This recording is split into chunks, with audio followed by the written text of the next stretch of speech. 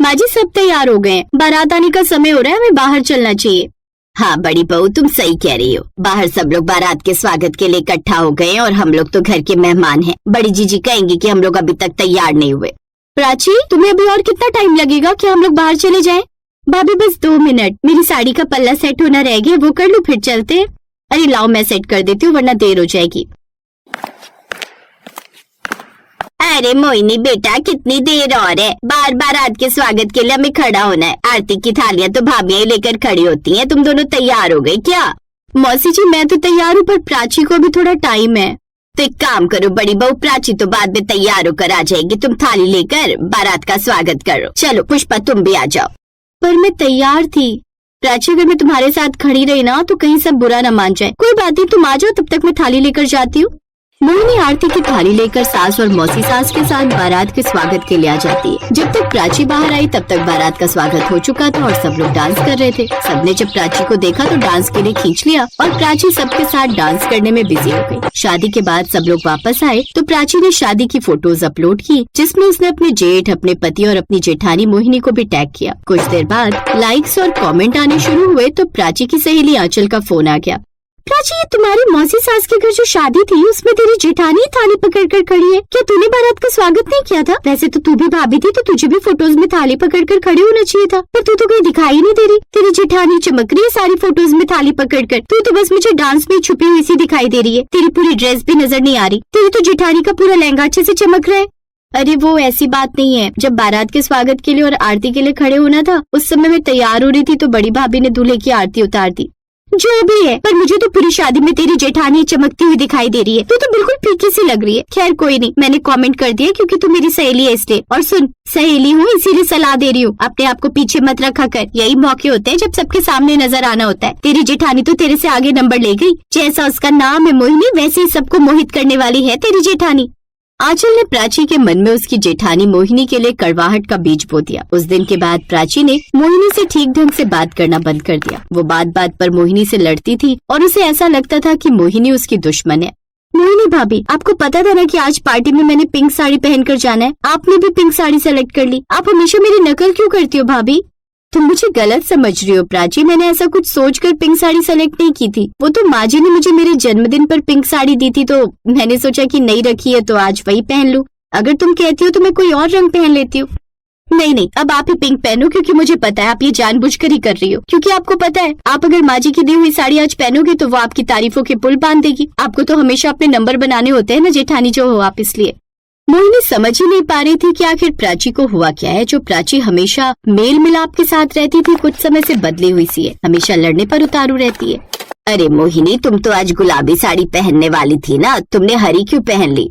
माँ जी वो मेरा ना ब्लाउज थोड़ा टाइट हो गया, दर्जी से खुलवाना है, तभी मैंने फिर ये वाली पहन ली। एक सेकंड माँ जी, मोहिनी भाभी झूठ बोल रही हैं। आप सच क्यों नहीं बता देते भाभी कि आप पिंक साड़ी पहनने वाले थे, यानी कि मेरी नकल करने वाले थे? पर मैंने आपको टोक दिया, इसलिए आप मेरे सामने महान बनने के लिए आज पिंक की जगह ग्रीन साड़ी पहन रहे हो। प्राची बहू, तुम्हें होता क्या जा रहा है? जब देखो तुम मोहिनी से किसी न किसी बात पर लड़ती रहती हो। मोहिनी तो तुम्हें कभी किसी बात के लिए कुछ गलत नहीं बोलती, पर तुम्हें मैं देख रही हूँ बात बात पर तुम मौका ढूंढती हो मोहिनी बहू को सुनाने का। छोड़ी ना माँ जी, कोई बात नहीं। प्राची मेरी छोटी बहन जैसी है, मुझे प्राची की किसी बात का बुरा नहीं लगता। मुझे लगता है हमें पार्टी के लिए देरी हो रही है, हमें चलना चाहिए। देखा, फिर आपने अपने नंबर बना लिए। आपकी यही बात मुझे बहुत बुरी लगती है। मैं नहीं जा रही किसी पार्टी वार्टी में। उस दिन प्राची की ये हरकत किसी को भी पसंद नहीं आई। कुछ दिनों बाद करवा चौथ का व्रत आने वाला था। मोहिनी और प्राची भी अपनी सास के साथ त्योहार मनाने की तैयारी कर रही थी।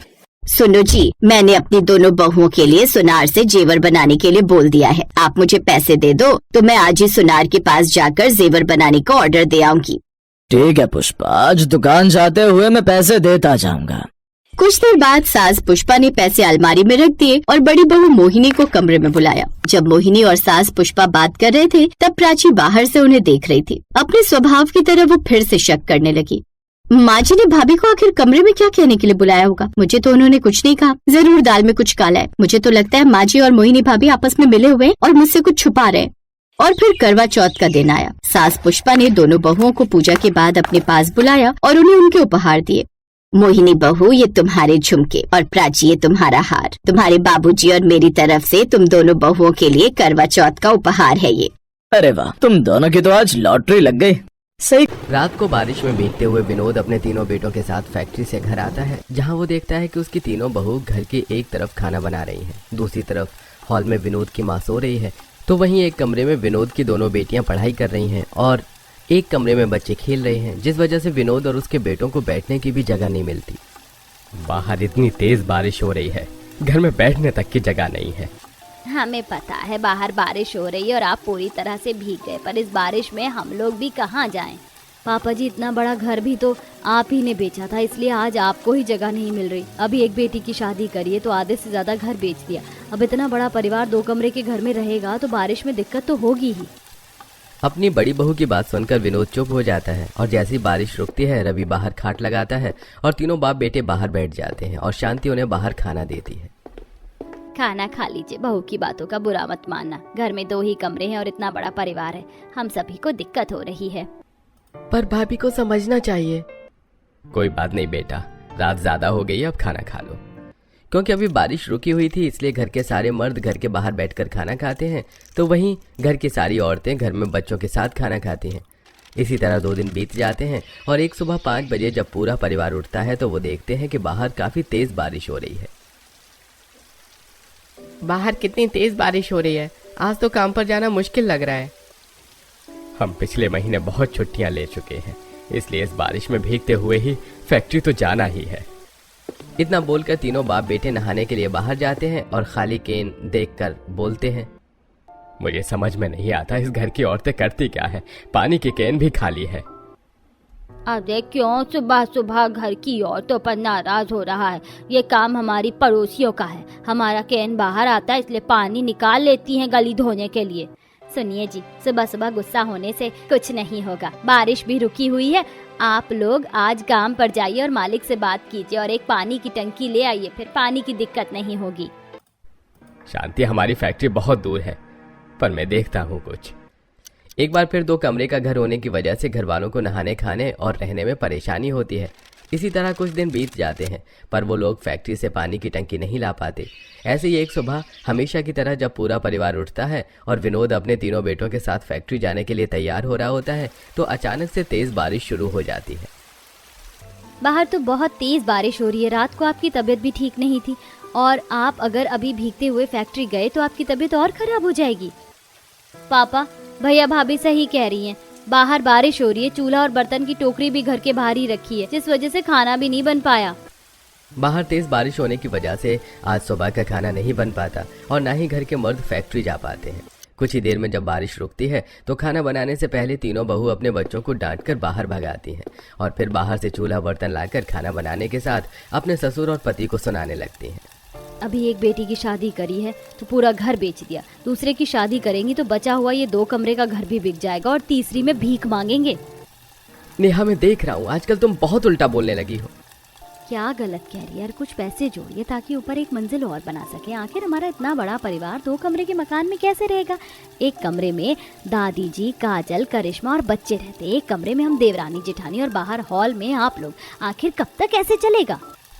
अपनी बहू की बातें सुनकर विनोद काफी परेशान हो जाता है। कुछ ही देर में वो लोग देखते हैं कि उनकी एक पड़ोसन उनकी कैन से पानी ले रही है। अरे बहन, हमारा पानी क्यों ले रही हो?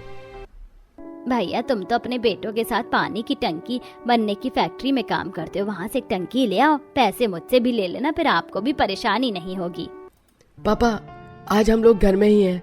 पुरानी हमारी जो फैक्ट्री बहुत दूर है, वहाँ से पानी की टंकी लाना मुश्किल है। क्यों ना आज हम अपनी पुरानी फैक्ट्री ही जाएं और वहाँ से कोई खराब पानी की टंकी ले आए। वैसे भी वहाँ पर बहुत सारी खराब पानी की टंकी रखी हुई हैं। पंकज के कहने पर विनोद अपने दोनों बेटों के साथ अपनी पुरानी फैक्ट्री जाता है जो कि टूटी फूटी होती है और फैक्ट्री के आसपास काफी कीचड़ भी होता है और पुरानी फैक्ट्री के अंदर और कुछ फैक्ट्री के बाहर टंकी होती हैं जिसमें से पंकज और अमित मिलकर एक पानी की टंकी निकालते हैं। पापा, ये पानी की टंकी ठीक लग रही है, इसका ढक्कन टूटा है, इसे चिपका देंगे। मैं तो यहाँ के कीचड़ से परेशान हूँ, यहाँ की रोड भी नहीं बनती, जिस वजह से मालिक को इतनी दूर फैक्ट्री लेनी पड़ी। अगर ये रोड बन जाती तो हमें इतनी दूर नहीं जाना पड़ता। अब तीनों बाप बेटे पानी की टंकी को लेकर जैसे वहां से निकलते हैं तेज बारिश होने लगती है और वो भीगते हुए पानी की टंकी लेकर घर आते हैं। कुछ ही देर में बारिश रुक जाती है, जिसके बाद काजल करिश्मा अपनी भाभी के साथ मिलकर पानी की टंकी भरती है। पर सारा पानी टंकी से बाहर निकल जाता है, क्योंकि पानी की टंकी नीचे से ही टूटी होती है।